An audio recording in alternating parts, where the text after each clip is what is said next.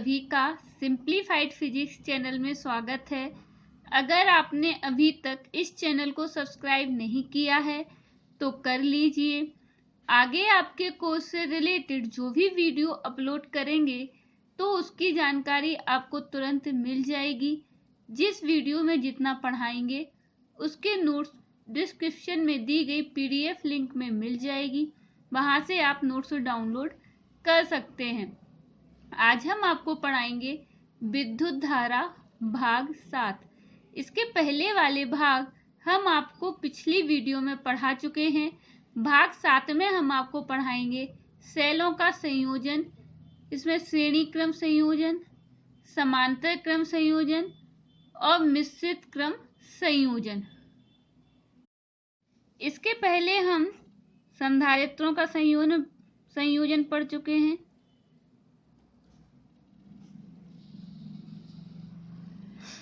प्रतिरोधों का संयोजन,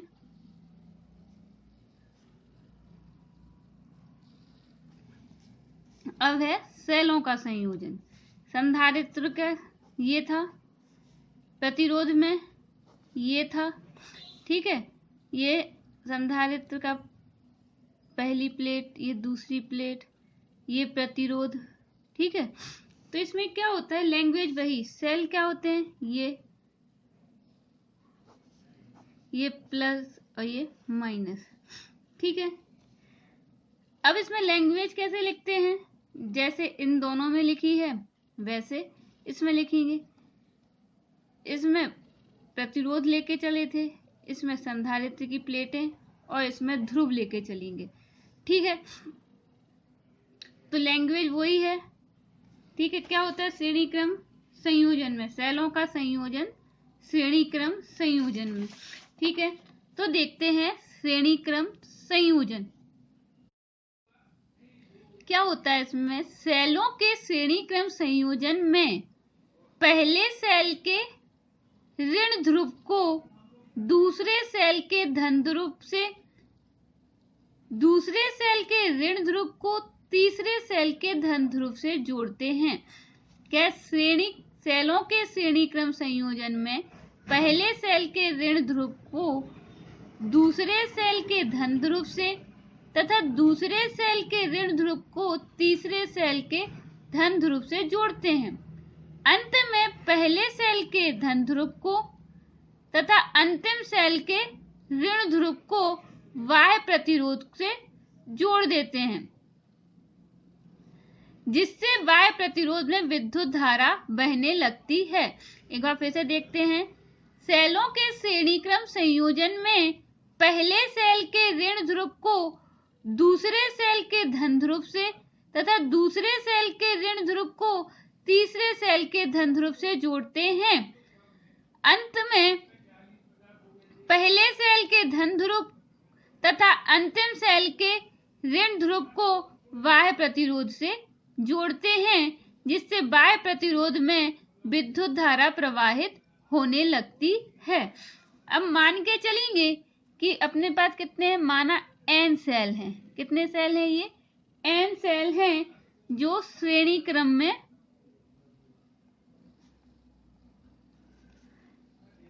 माना n सेल श्रेणी क्रम में जुड़े हैं। इनमें प्रत्येक का विद्युत वाहक बल E, आंतरिक प्रतिरोध r तथा संयोजन के साथ जुड़ा बाह्य प्रतिरोध, संयोजन के साथ जुड़ा बाह्य प्रतिरोध R है। क्या बोले, अपने पास n सेल हैं जो श्रेणी क्रम में जुड़े हुए हैं। इसका विद्युत वाहक बल E, जिनमें से प्रत्येक सेल का विद्युत वाहक बल क्या है, E है, और आंतरिक प्रतिरोध R है, तथा इस संयोजन के साथ जुड़ा बाह्य प्रतिरोध क्या है, R है। तब संयोजन का कुल विद्युत वाहक बल, ये पूरा संयोजन है अपना, ठीक है।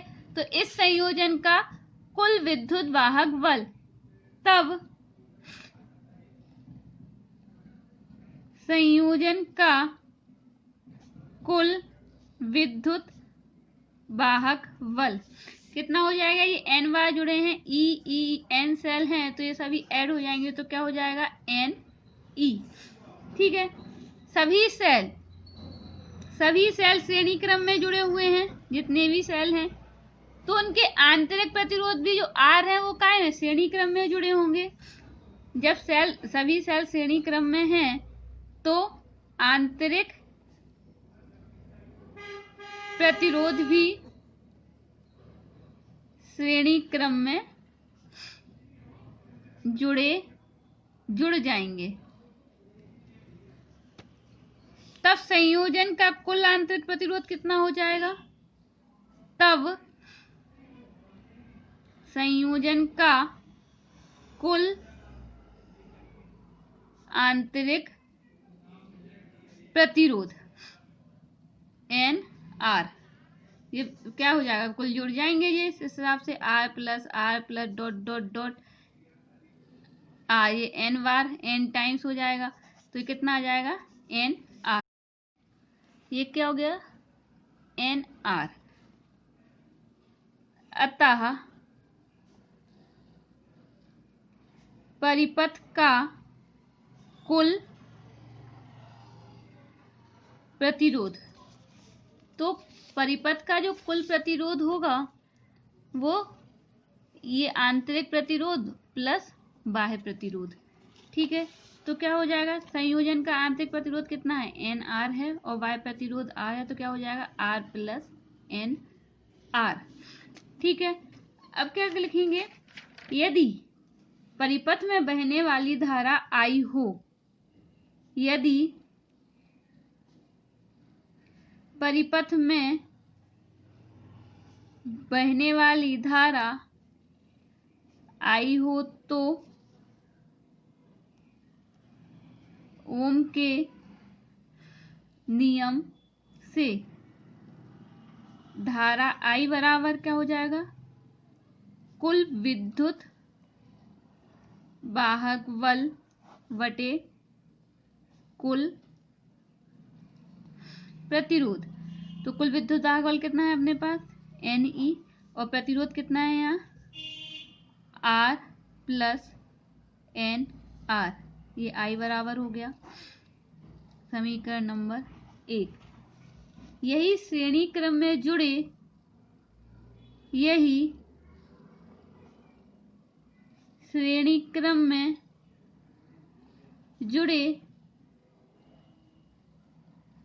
सेलों से बहने वाली धारा के लिए व्यंजक है। ठीक है, एक बार फिर से रिवाइज कर लेते हैं क्या है। श्रेणी क्रम संयोजन, सेलों के श्रेणी क्रम संयोजन में पहले सेल के ऋण ध्रुव को दूसरे सेल के धन ध्रुव से तथा दूसरे सेल के ऋण ध्रुव को, इसके आगे जो तीसरा सेल होगा तीसरे सेल के धन ध्रुव से जोड़ देते हैं। अंत में पहले सेल के धन ध्रुव तथा अंतिम सेल के ऋण ध्रुव को बाह्य प्रतिरोध से जोड़ देते हैं, जिससे बाह्य प्रतिरोध में विद्युत धारा प्रवाहित होने लगती है। माना n सेल श्रेणी क्रम में जोड़े गए हैं, प्रत्येक सेल का विद्युत वाहक बल E, आंतरिक प्रतिरोध स्मॉल r तथा संयोजन से साथ जुड़े बाह्य प्रतिरोध कैपिटल R है।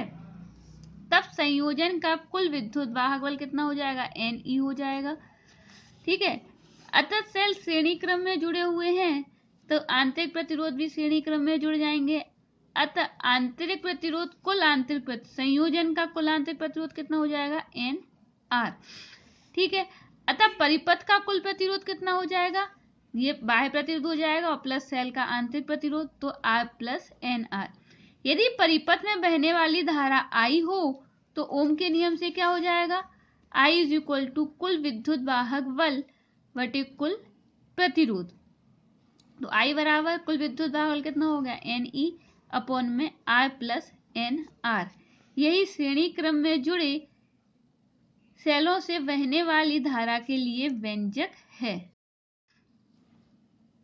इसकी विशेष स्थितियां होती हैं। अपने पास फॉर्मूला क्या है श्रेणी क्रम में सेलों के संयोजन का श्रेणी क्रम का formula I is equal to NE/R plus NR। तो फर्स्ट स्थिति है यदि NR जो सेलों का आंतरिक प्रतिरोध है वो बाह्य प्रतिरोध की तुलना में क्या है, बहुत कम है।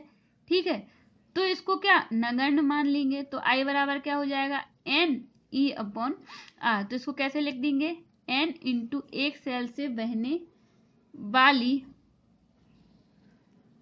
धारा।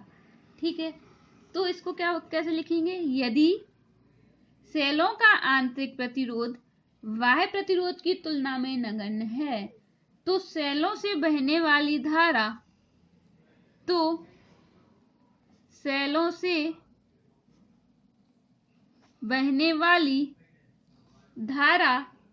एक सेल से बहने वाली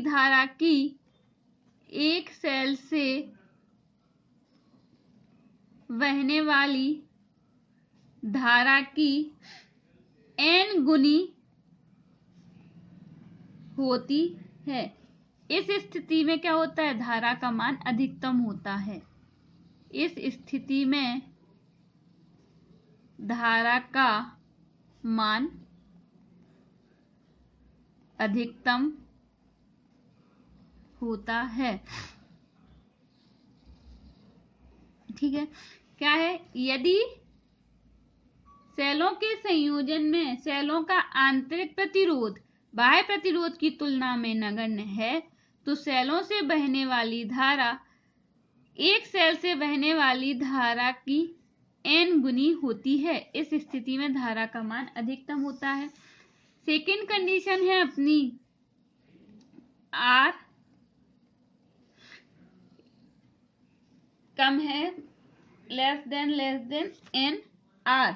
ठीक है, तो यदि बाह्य प्रतिरोध का मान सेलों के आंतरिक प्रतिरोध की तुलना में नगण्य है तो फॉर्मूला क्या है अपने पास, ये वाला है। तो क्या हो जाएगा, I is equal to NE/NR। तो ये क्या हो जाएगा, E/R।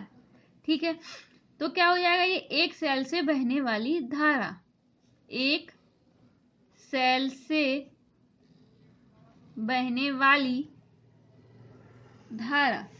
ठीक है, क्या है, यदि बाह्य प्रतिरोध का मान सेल के आंतरिक प्रतिरोध की तुलना में नगण्य है तो सेलों से बहने वाली धारा एक सेल से बहने वाली धारा के बराबर होती है। इस स्थिति में सेलों को श्रेणी क्रम में जोड़ने से कोई लाभ नहीं होता है। क्या है, इस स्थिति में सेलों को श्रेणी क्रम में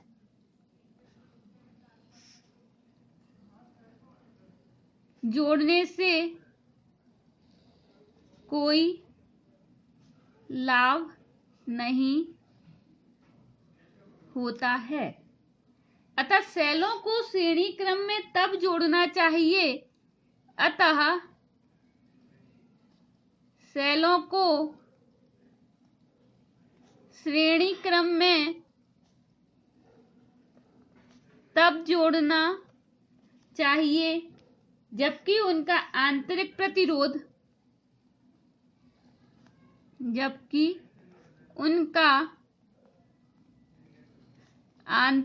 प्रतिरोध बाह्य प्रतिरोध की तुलना में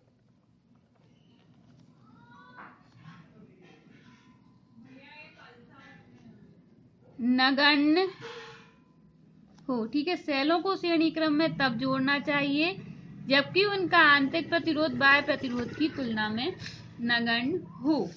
ठीक है, अब है समांतर क्रम संयोजन। सेलों के इस समांतर क्रम संयोजन में समस्त सेलों के धन ध्रुवों को एक बिंदु A से तथा ऋण ध्रुवों को दूसरे बिंदु B से जोड़कर A और B के बीच Y प्रतिरोध R जोड़ देते हैं जिससे Y प्रतिरोध R में धारा बहने लगती है। देखते हैं क्या बोल रहे हैं।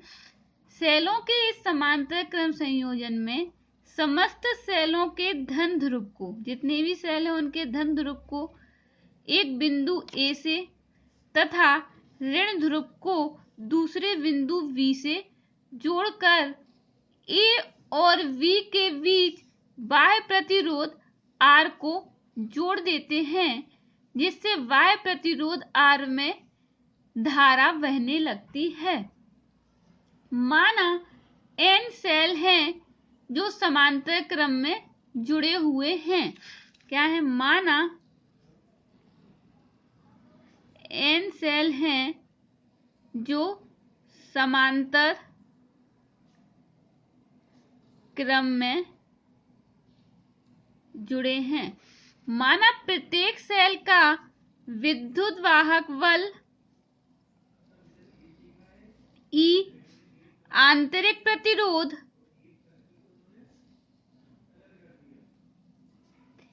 R तथा संयोजन में जुड़े बाह्य प्रतिरोध कैपिटल R है तथा संयोजन में जुड़े बाह्य प्रतिरोध का मान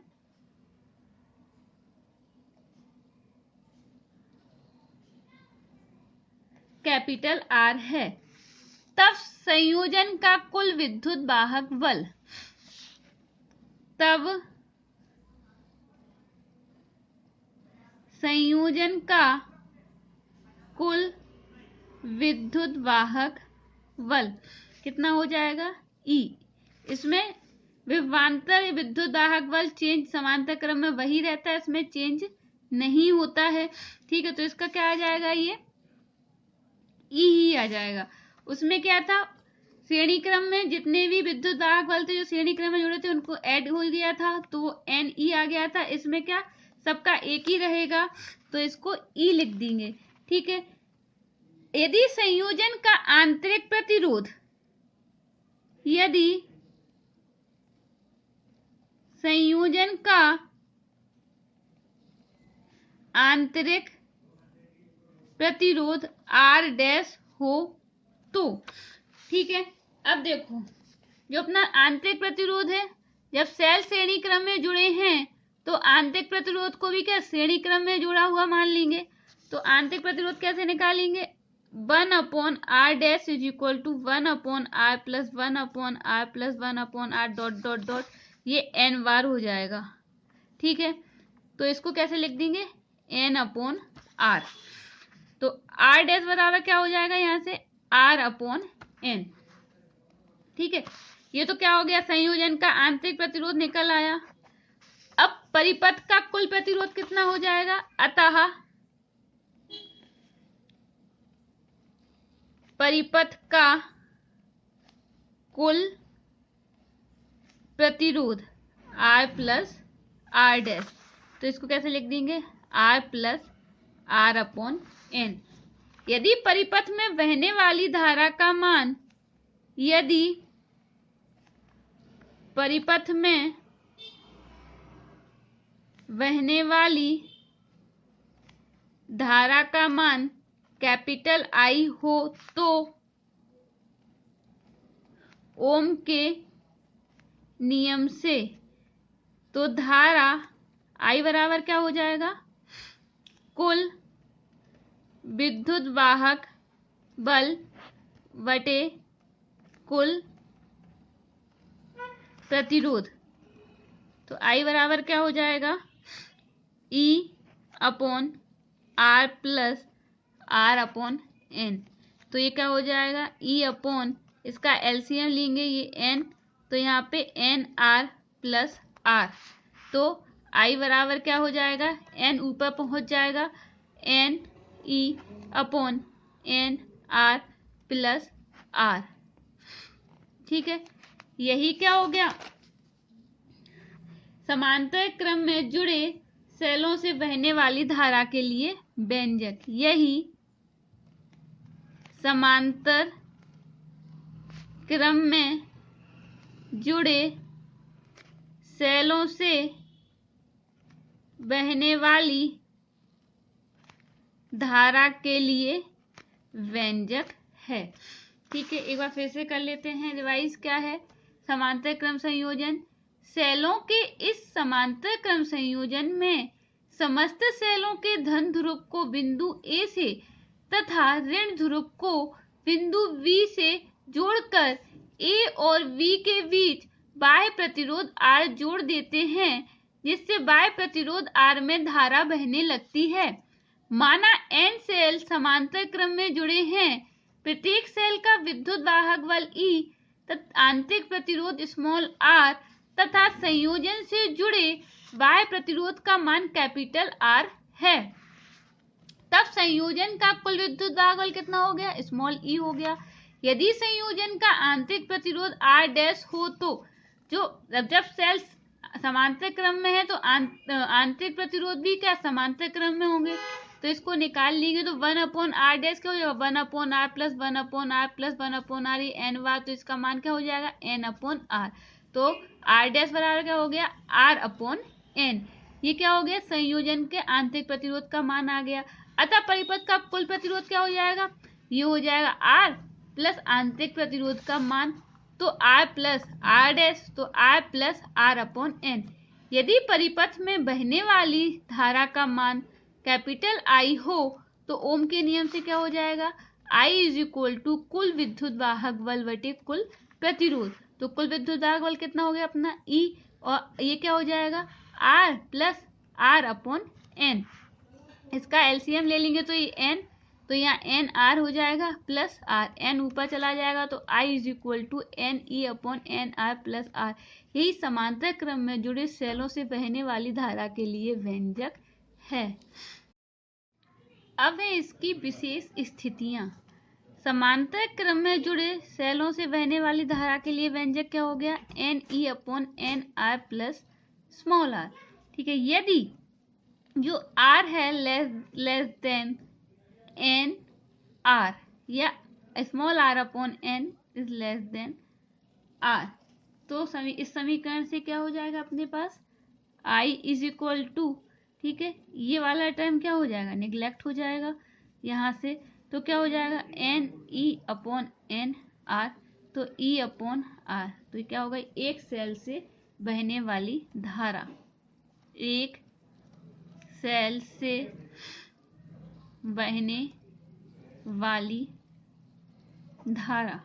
ठीक है, क्या लिखेंगे? यदि सेलों का आंतरिक प्रतिरोध बाह्य प्रतिरोध की तुलना में नगण्य है तो सेलों से बहने वाली धारा एक सेल से बहने वाली धारा के बराबर होती है। क्या बोल रहे हैं? यदि सेलों का आंतरिक प्रतिरोध बाह्य प्रतिरोध की तुलना में नगण्य है तो सेलों से बहने वाली धारा एक सेल से बहने वाली धारा के बराबर होती है। ठीक है, सेकेंड कंडीशन क्या है? यदि NR less than small r। ठीक है, यदि बाह्य प्रतिरोध, या इसको ऐसे भी लिख सकते हैं r/n, यदि सेल का बाह्य प्रतिरोध आंतरिक प्रतिरोध की तुलना में नगण्य है तो समीकरण 1 से क्या हो जाएगा?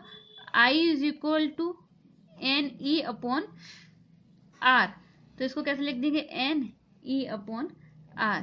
तो ये क्या हो गई? n इंटू एक सेल से बहने वाली धारा, एक सेल से बहने वाली धारा।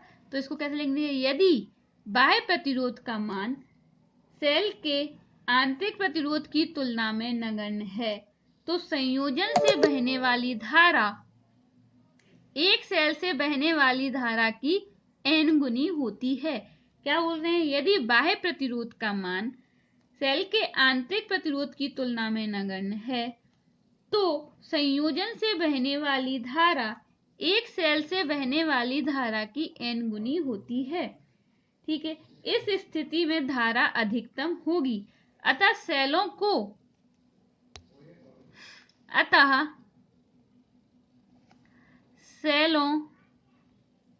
को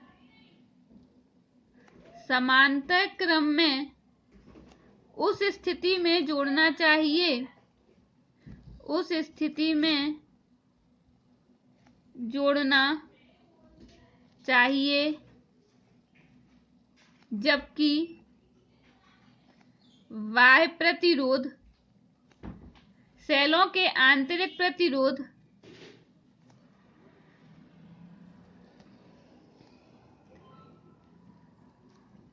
की तुलना में नगण्य हो। ठीक है, क्या है? सेलों को समांतर क्रम में उस स्थिति में जोड़ना चाहिए जबकि बाह्य प्रतिरोध सेलों के आंतरिक प्रतिरोध की तुलना में नगण्य हो। ठीक है, श्रेणी क्रम में क्या था? उल्टा था। श्रेणी क्रम सेलों को श्रेणी क्रम में कब जोड़ना चाहिए? जब सेलों का आंतरिक प्रतिरोध बाह्य प्रतिरोध की तुलना में नगण्य हो। ठीक है, देखते हैं इसमें। देखो, श्रेणी क्रम में क्या था? श्रेणी क्रम में सेलों को कब जोड़ना चाहिए? जब उनका आंतरिक प्रतिरोध बाह्य प्रतिरोध की तुलना में नगण्य हो। ठीक है, और इसमें क्या है? समांतर क्रम में कब जोड़ना चाहिए? जब उनका बाह्य प्रतिरोध आंतरिक प्रतिरोध की तुलना में नगण्य हो। उल्टा है, श्रेणी क्रम में कब जोड़ना चाहिए? श्रेणी क्रम का है जब आंतरिक प्रतिरोध बाह्य प्रतिरोध की तुलना में नगण्य हो, और समांतर क्रम में कब जोड़ना चाहिए? जब बाह्य प्रतिरोध आंतरिक प्रतिरोध की तुलना में नगण्य हो। अब है मिश्रित क्रम में संयोजन। सेलों के मिश्रित क्रम संयोजन में समान संख्या लेकर कई कतार बनाते हैं, तत्पश्चात उन कतारों को समांतर क्रम में जोड़ते हैं। अंत में इस संयोजन को बाह्य प्रतिरोध R से जोड़ देते हैं। क्या है? सेलों के मिश्रित क्रम संयोजन में समान संख्या में लेकर कई कतार बनाते हैं, तत्पश्चात उन कतारों को समांतर क्रम में जोड़ते हैं। अंत में इस संयोजन को बाह्य प्रतिरोध R से जोड़ देते हैं। सेलों के मिश्रित क्रम संयोजन में प्रत्येक कतार में, ये एक कतार हो गई, ये दूसरी कतार हो गई, dot dot dot dot dot, ये एक कतार में कितने हो गए? n सेल हो गए। ठीक है, n सेल हो गए, और n सेल की कितनी कतारें हो गई? m कतार हो गई। ठीक है, सेलों के मिश्रित क्रम संयोजन में प्रत्येक कतार में सेलों की संख्या कितनी हो गई? n हो गई, तथा कुल कतारों की संख्या क्या हो गई? m हो गई। ठीक है, देखो सबसे पहले क्या हो गया? सेलों के मिश्रित क्रम संयोजन में प्रत्येक कतार में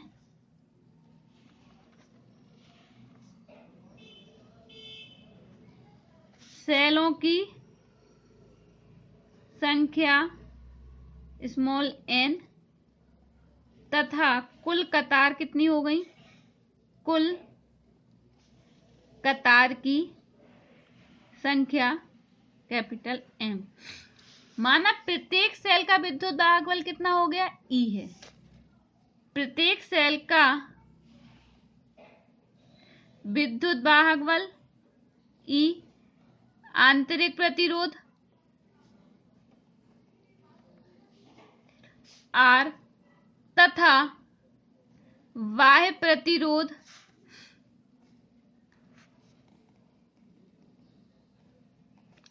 का मान कैपिटल R है। प्रत्येक कतार का कुल विद्युत वाहक बल, ये मान के चलेंगे कि ये जो कतार है इसमें सेल सब श्रेणी क्रम में जुड़े हुए हैं, तो प्रत्येक कतार का विद्युत वाहक बल क्या हो जाएगा? निकाला था ये NE। तो प्रत्येक कतार का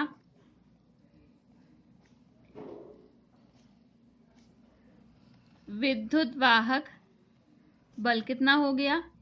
NE। सभी कतारें हैं वो काय में जुड़ी हैं? समांतर क्रम में जुड़ी हुई हैं।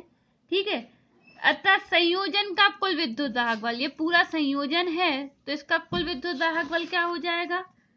सभी कतारें कहाँ जुड़ी हैं? सभी कतार समांतर क्रम में हैं। ठीक है, तब संयोजन का कुल विद्युत वाहक बल वो क्या हो जाएगा? NE। इसमें तो क्या हो जाता है, पूरा ऐड हो गया, एक कतार का ये हो गया NE, तो सबका क्या हो जाएगा, NE हो जाएगा। तो कुल संयोजन का विद्युत दाहक बल कितना हो जाएगा, NE। ठीक है। प्रत्येक कतार जो है, प्रत्येक कतार में सेल जो हैं N सेल हैं और वो काय में जुड़े हुए हैं, श्रेणी क्रम में जुड़े हुए हैं। अतः प्रत्येक कतार का आंतरिक प्रतिरोध कितना हो जाएगा, प्रत्येक कतार में N सेल श्रेणी क्रम में है। ठीक है। अतः प्रत्येक कतार का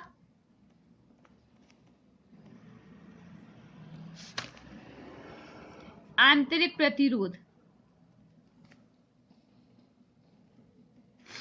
ये है, ये प्रत्येक कतार हो, एक कतार है, इसका आंतरिक प्रतिरोध कितना निकाला था, श्रेणी क्रम में जुड़ी थी, तो ये कितना आ गया था, R प्लस R N बार, तो ये कितना आ जाएगा अपना NR। ठीक है। अब यदि संयोजन का आंतरिक प्रतिरोध, अब जो NR हो गया, कुल संयोजन का आंतरिक प्रतिरोध, ये सब समांतर क्रम में हो गए, NR NR NR। अतः संयोजन का कुल आंतरिक, यदि संयोजन का कुल आंतरिक प्रतिरोध R डैश हो तो, ठीक है, तो 1/R डैश कितना हो जाएगा, 1/NR plus 1/NR dot dot dot 1/NR। ये कितनी बार हो गया, M बार। ठीक है, ये M कतार है तो ये M बार हो जाएगा, 1/NR dot dot dot MR। तो ये कितना हो जाएगा अपना, 1/R dash is equal to M/NR। तो बोथ सिंप्लाइज, R डैश को कैसे लिख देंगे, NR/M। ठीक है। अतः परिपथ का कुल प्रतिरोध, ठीक है, अतः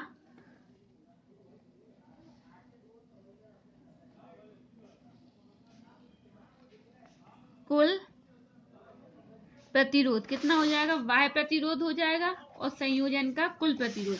तो संयोजन का कुल प्रतिरोध कितना आ गया, R डैश बराबर, तो ये तो सबसे पहले R प्लस R डैश, तो इसको लिख देंगे R प्लस NR/M। तो ये कितना, इसका LCM ले लेंगे, चलो इसको पहले ऐसे ही रख दो। ठीक है। अब है, यदि परिपथ में बहने वाली धारा, यदि परिपथ में बहने वाली धारा कैपिटल I हो तो ओम के नियम से क्या हो जाएगा, ओम का नियम, I इज इक्वल टू कुल विद्युत वाहक बल बटे कुल प्रतिरोध। तो क्या हो जाएगा, ये कुल विद्युत वाहक बल कितना है अपने पास, NE संयोजन का, तो ये NE, और कुल प्रतिरोध कितना आ गया, R प्लस NR/M। इसका LCM ले लेंगे तो NE/MR प्लस NR/M। ये M ऊपर जाएगा तो I बराबर कितना हो जाएगा, MNE/MR प्लस NR। ठीक है। यही मिश्रित क्रम संयोजन में बहने वाली धारा के लिए व्यंजक है। यही मिश्रित क्रम संयोजन में बहने वाली धारा के लिए व्यंजक है। देखो, मिश्रित क्रम संयोजन का ये व्यंजक आ गया अपना। अब इसमें निकालेंगे अधिकतम धारा के लिए अपनी क्या शर्त होनी चाहिए तब मिश्रित क्रम संयोजन में। ठीक है, तो I कब, समीकरण 1 से देखते हैं कि I कब अधिकतम होगा, जब नीचे वाला टर्म अपना क्या हो जाएगा, न्यूनतम हो जाएगा। तो धारा के अधिकतम मान के लिए क्या होना चाहिए, MR प्लस एन आर क्या होना चाहिए, ये न्यूनतम होना चाहिए। ठीक है, तो इसको अपन कैसे लिख सकते हैं देखते हैं, M R plus N R. ठीक है, इसको ऐसे लिख सकते हैं, under root M R minus under root N R का square minus 2 M N R R. ठीक है, इसको एक बार खोल के बताते हैं कि इसको ऐसे कैसे लिख सकते हैं। इसका अंडर रूट खोलेंगे तो इसका स्क्वायर हो जाएगा एम आर का स्क्वायर प्लस एन आर का स्क्वायर अंडर रूट में माइनस ये प्लस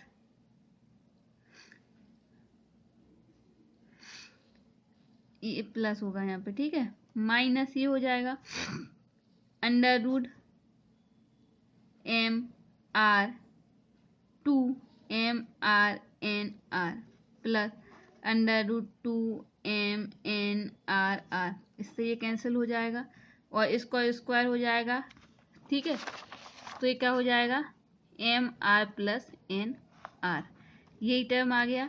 तो मतलब इस टर्म को ऐसे लिख सकते हैं। ठीक है, ये नहीं लिखना है, हमने बताने के लिए बताया कि इस टर्म को under root M R minus under root N R का square plus under root 2 M N are.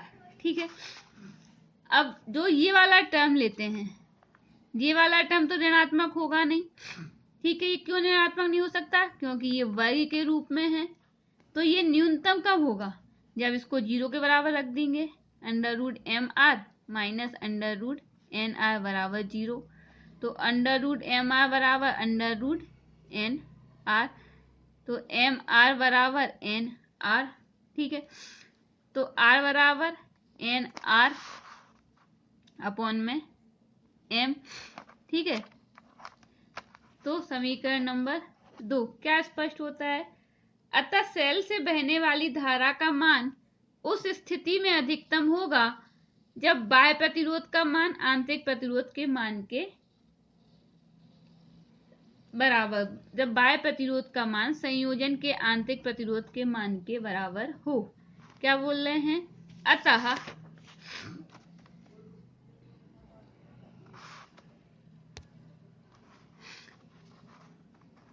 संयोजन से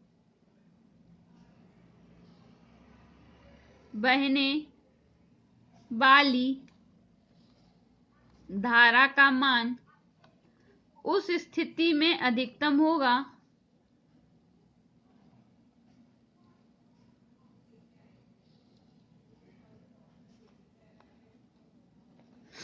जबकि बाह्य प्रतिरोध का मान